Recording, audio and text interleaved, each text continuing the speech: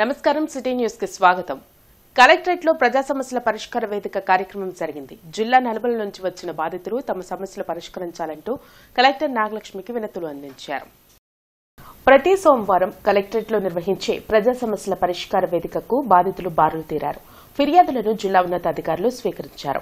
తన పూర్వీకుల నుంచి సక్రమించిన 15 సెంట్ల పొలాన్ని పూర్ణచంద్రరావు అనే వ్యక్తి ఆక్రమించుకున్నాడని పెదపలకలూరుకు చెందిన చెన్నంశెట్టి సీతారామయ్య ఫిర్యాదు చేశారు.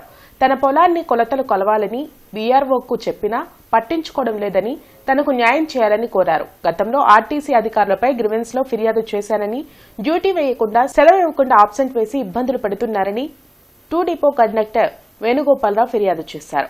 గ్రామ పంచాయతీలకు 15 ఆర్థిక సంఘం 2వ విడత నిధులు 1,124 కోట్లు కేంద్ర ప్రభుత్వం రాష్ట్రానికి విడుదల చేసిందని రాష్ట్ర సర్పంచుల సంఘం నేత జాస్తి వీరాంజనేయులు వెల్లడించారు. అయితే పంచాయతీలకు ₹1 కూడా ఈ రాష్ట్ర ప్రభుత్వం ఇవ్వలేదని అన్నారు. డిప్యూటీ సీఎం పవన్ కళ్యాణ్ ను కలిసి వినతి పత్రం ఇచ్చినా ఇంతవరకు ఎటువంటి ప్రయోజనం లేదని, అందుకే కలెక్టర్ నాగలక్ష్మికి వినతి పత్రం ఇచ్చామని తెలిపారు. మేడికొండూరు నుంచి 113 తాళ్లూరు వరకు వేసే రోడ్డును శివరామయ్య అనే వ్యక్తి అడ్డుకొని ఇబ్బందులు పెడుతున్నారని మేడికొండూరు గ్రామస్తుడు నర్రా సతీష్ ఫిర్యాదు చేశారు. అధికారులు పట్టించుకొని ఆ రోడ్డు పూర్తి చేస్తే రైతులకు మేలు జరుగుతుందని వేడుకున్నారు. నేను గుంటూరు 2 డిపోలో ఆర్టీసీ కండక్టర్గా పనిచేస్తున్నాను. నేను 1992లో అపాయింట్మెంట్ అయ్యాను. ఇప్పుడు వరకు 30 సంవత్సరాలు చేశాను. గుంటూరు 2 డిపోలో మా అసిస్టెంట్ మేనేజర్ గారు నేను సిక్కు చేసి ఫిట్ కాగితం ఇచ్చినప్పుడు ఆ రోజు డ్యూటీకి తీసుకోమని చెప్పి ఫిట్లో సంతకం చేసి మళ్ళీ డ్యూటీలు లేవు అని చెప్పి నాకు ఆబ్సెంట్ వేస్తున్నారు. 18వ తారీఖు 8వ నెల 2023న ఎంప్లాయీస్కి శుక్రవారం రోజు గ్రీవెన్స్ సెల్ ఉంది. ఆర్టీసీలో గ్రీవెన్స్ సెల్ ఉంటే డిపోలో పెట్టినా కానీ అది నేను పెట్టాను, నన్ను పెట్టిస్తాను కారణం నేననే ఉద్దేశంతో కలెక్టర్ గారి దగ్గరికి వచ్చి గ్రీవెన్స్లో సీనియారిటీ విషయం పెట్టానని ఉద్దేశంతో నా మీద కక్ష సాధింపు చర్య చేస్తున్నారు. ఇప్పుడు నా రోడ్డు నా పొలంలో ఉంది కాబట్టి నేను మీకు వాగులో నుంచి పోరంబాగులో వేసుకోమని ఇప్పుడు 6 సార్లు పిటిషన్లు పెట్టారు. 6 సార్లు కొలతల సర్వేలు కొలతలేని మళ్ళీ ఆర్డీఓ కొలత పెట్టారు. మళ్ళీ ఇప్పుడు కలెక్టర్ గారికి ఈయన నష్టపరిచేది చాలా రైతులందరూ ఇబ్బంది పడుతున్నారని కలెక్టర్ గారికి మేము వినతి పత్రం ఇవ్వడానికి వచ్చాము. మేడుకొండూరు మండలం. నా పేరు పొట్ల రామకృష్ణ.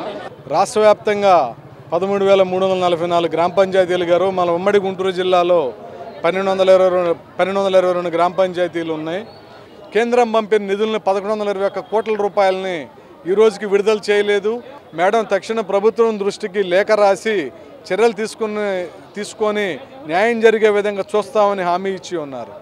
గత ఎలక్షన్ల ముందు కూటమి ప్రభుత్వం మాకు ఏదైతే హామీలు ఇచ్చిందో, ఏది 15 ఫైనాన్స్ ఫండ్స్ కానివ్వండి, మిగతా నిధులు కానీ అన్నీ వచ్చినట్లుగా ఇస్తామన్నారు. కానీ ఈ రోజు వరకు కూడా మాకేం ఇవ్వకుండా వచ్చిన డబ్బులు వాళ్ళు వేరే దానికి డైవర్ట్ చేస్తూ గ్రామ పంచాయతీలను చాలా ఇబ్బంది పెడుతున్నారు. కావున దయచేసి మా నిధులు మాకు ఇవ్వాల్సిందిగా మేము కోరుతున్నాం. Andhra Pradesh SC commission chairman KS Jawahar అభినందన సభ ఈ నెల 27వ తేదీన గుంటూరులో నిర్వహించనున్నారు. పార్టీలకు సంఘాలకు అతీతంగా ఏసీ కళాశాలలో ఈ అభినందన సభను చేపడుతున్నట్లు మేడిత బాబురావు తెలిపారు. అన్ని ఎస్సీ ఉద్యోగ సంఘాలు, ప్రజా సంఘాలు ఈ సభలో పాల్గొని విజయవంతం చేయాలని కోరారు. కార్యక్రమంలో దేవపాల్, అంబేద్కర్, విలియమ్స్, అడప మోహన్, బెంజమిన్ తదితరులు పాల్గొన్నారు. మేము ఎవరికి వ్యతిరేకం కాదు. అలాగనే మా పని మేము చేసుకుంటూ అందరం కూడా కలిసే విధానంలో ముందుకు వెళ్తాం. మేము ఏ పార్టీకి వ్యతిరేకం కాదు. కాబట్టి ఈ యొక్క భావనతో మేమందరం కూడా ఈరోజు ఇక్కడ సమావేశపరిచాము. మరి ముఖ్యంగా దీనికి మరి ఈ మీడియా ద్వారాగా ఈ గుంటూరు పట్టణం కానీ, అలాగనే పరిసర ప్రాంతాల్లో ఉన్నటువంటి నాయకులు కానీ, అలాగనే మరి మహిళా నాయకులు కానీ, దళిత నాయకులు కానీ, ఉద్యోగ సంఘ నాయకులు కానీ రేపు 27వ తారీఖున అందరూ కూడా భాగస్వాములు అయ్యి ఈ కార్యక్రమాన్ని ముందుండి వారిని మనం గౌరవించాలని నేను విజ్ఞప్తి చేస్తున్నాను. ఆంధ్ర రాష్ట్ర దేశీయ విశ్వబ్రాహ్మణ సమాజం నూతన అధ్యక్షులుగా జంపని రాధాకృష్ణమూర్తి నియమితులయ్యారు. విశ్వబ్రాహ్మణ సమాజం పరిరక్షణ కమిటీ ఆధ్వర్యంలో అరండల్పేట 3వ లైన్లోని దేశీయ విశ్వబ్రాహ్మణ సమాజం ప్రాంగణం వద్ద మహాజన సభ నిర్వహించారు. సంఘ ఉపాధ్యక్షులుగా కె నందవీరప్రసాద్, ప్రధాన కార్యదర్శిగా కందుకూరి శ్రీనివాస్ సుధాకర్ రావు, కార్యదర్శిగా పూసపాటి గిరిధర్, కోశాధికారిగా కందేపు వెంకట్రావులను ఎన్నుకున్నారు. ఎలక్షన్ కమిటీ చైర్మన్లుగా పాములపాటి మల్లేశ్వరరావు వ్యవహరించారు. ప్రస్తుత కార్యవర్గాన్ని రద్దు చేస్తూ విశ్వబ్రాహ్మణ సమాజం మహాజన సభ సాక్షిగా నూతన కమిటీని ఎన్నుకున్నట్లు అధ్యక్షుడు రాధాకృష్ణమూర్తి తెలియజేశారు. విశ్వబ్రాహ్మణ సమాజం అభ్యున్నతి కృషి చేస్తామని తెలిపారు. కార్యక్రమంలో ఆంధ్రప్రదేశ్ రాష్ట్ర విశ్వబ్రాహ్మణ సంఘం అధ్యక్షులు పావులూరి హనుమంతరావు, హైకోర్టు న్యాయవాది అడవికులను వేణుగోపాలకృష్ణ, యోగి మహేశ్వరానంద గురూజీ, విశ్వకర్మపీఠం వైస్ చైర్మన్ తూమేజు రామలక్ష్మణాచార్యులు, సభ్యులు కె గణేష్ బాబు, అత్తులూరి శ్రీధర్ పాల్గొన్నారు.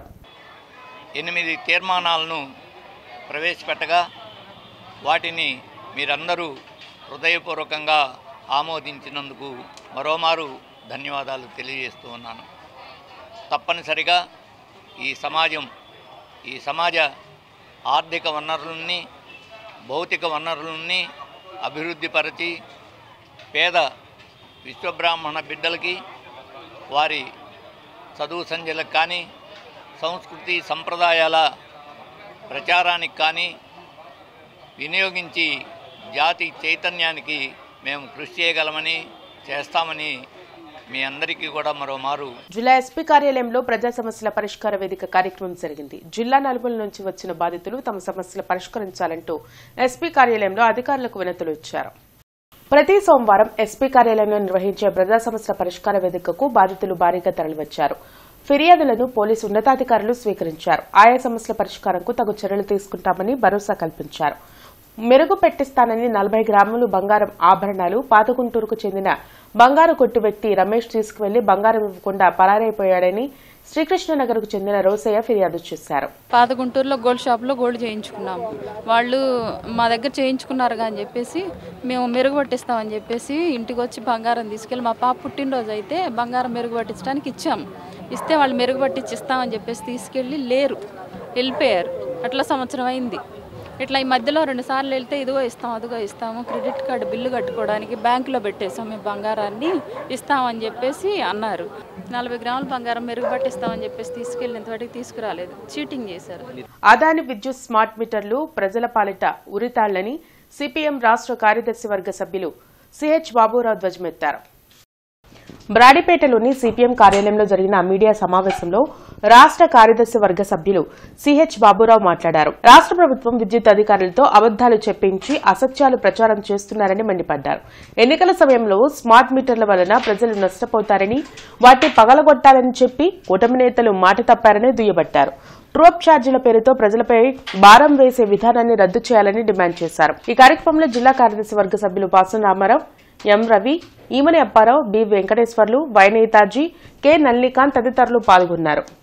స్మార్ట్ మీటర్లు పగలగొట్టాలని కూటమి నేతలు, లోకేష్ గారు, తెలుగుదేశం నేతలు ప్రతిపక్షములో ఉన్నప్పుడు ప్రకటించిన మాట నిజమా కాదా? ఆ రోజు తప్పైతే స్మార్ట్ మీటర్లు ఇవాళ ఎలా ఒప్పైనాయి?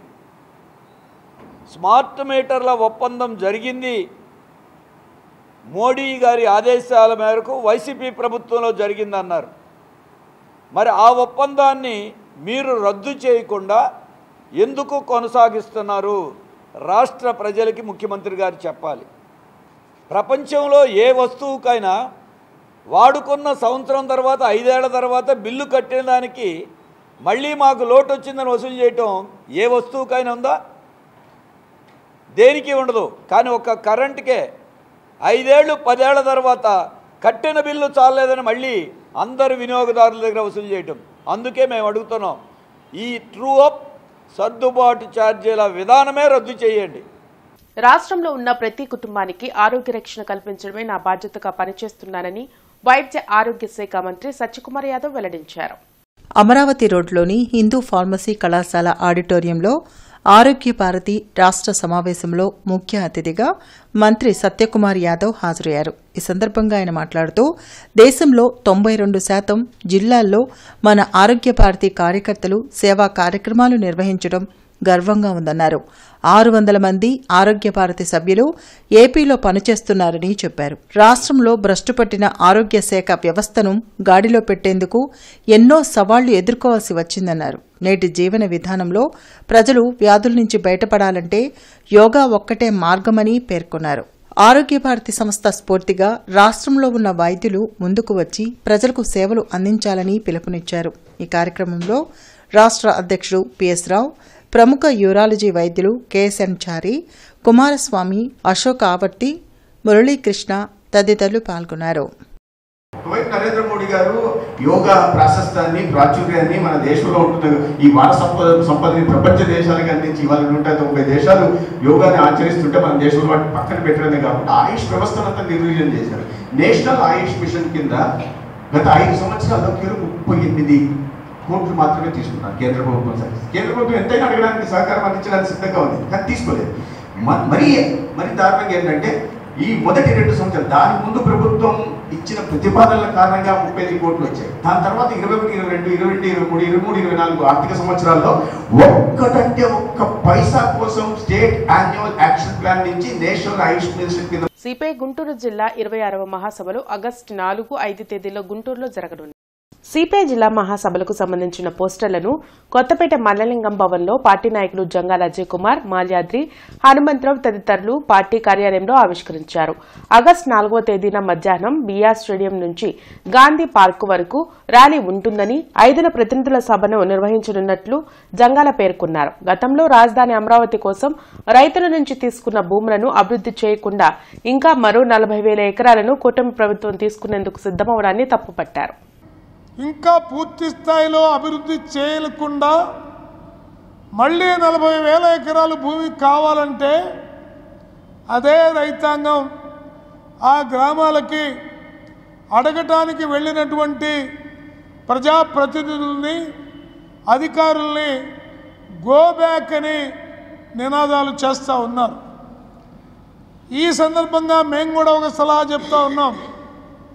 మీరు ముందిచ్చినటువంటి 36,000 ఎకరాల భూముల్ని రాజధాని డెవలప్ చేస్తే ఆ తర్వాత రైతులను అడిగేటటువంటి నైతిక హక్కు ఈ ఎన్డీఏ ప్రభుత్వానికి ఉంది తప్ప దాన్ని అట్లాగే అడవుల్లాగా పెంచి మళ్ళీ ఇప్పుడు మాకు 40,000 ఎకరాలు కావాలంటే ప్రజలు కూడా తీవ్రమైనటువంటి అసహనంతో ఉన్నారు.